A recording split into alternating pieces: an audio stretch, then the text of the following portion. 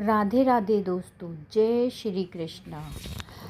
दोस्तों आज अब तक तो आपको पता चल ही गया होगा कि वैशाख मास महात्म्य क्या होता है और सूर्योदय में स्नान करने के बाद वैशाख मास महात्म्य सुनना चाहिए। ये बड़ा ही फलदायी होता है जो हमारे पापों को नष्ट करने वाला होता है। इसी श्रृंखला में मैं आज आपको 21वां अध्याय सुनाने जा रही हूँ। वैशाख मास महात्म्य ध्यान पूर्वक और भक्ति भाव से सुनिए।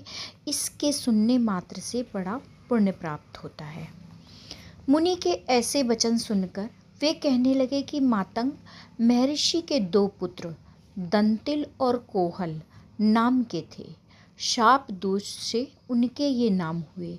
रूप यौवन में संपन्न, सब विद्याओं में निपुण मातंग ऋषि कहने लगे, हे पुत्रों, इस वैशाख मास में प्रातः उठकर स्नान करो, मार्ग में प्याऊ लगवाओ और छाया करो, पंखे से मनुष्य को हवा करो, शीतल जल दान करो और भगवान की पूजा करो, जिससे संसार के बंधनों से छूट जाओगे।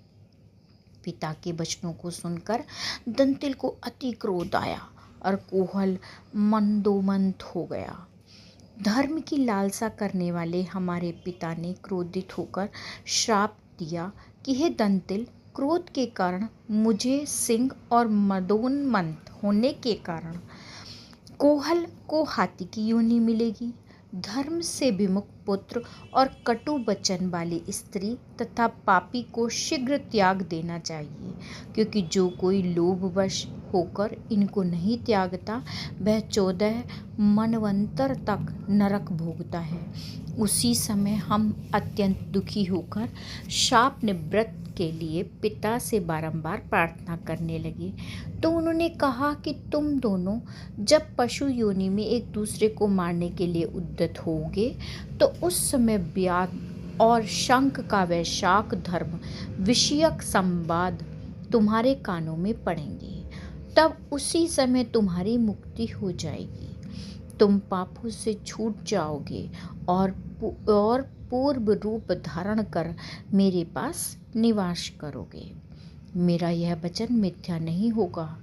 इस प्रकार पिता के श्राप से हमको यह योनि मिली और हम एक दूसरे को मारने की इच्छा से यहाँ आए।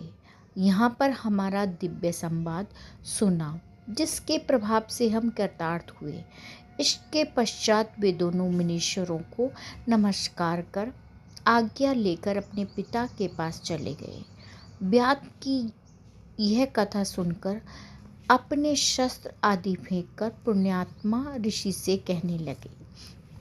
यहीं मेरा 21वां अध्याय समाप्त होता है। अगले अध्याय 22वें अध्याय में मैं आपको फिर मिलती हूँ। तब तक के लिए राधे राधे जपते रहिए, जय श्री कृष्णा बोलते रहिए और कमेंट बॉक्स में राधे राधे लिखना ना भूलें।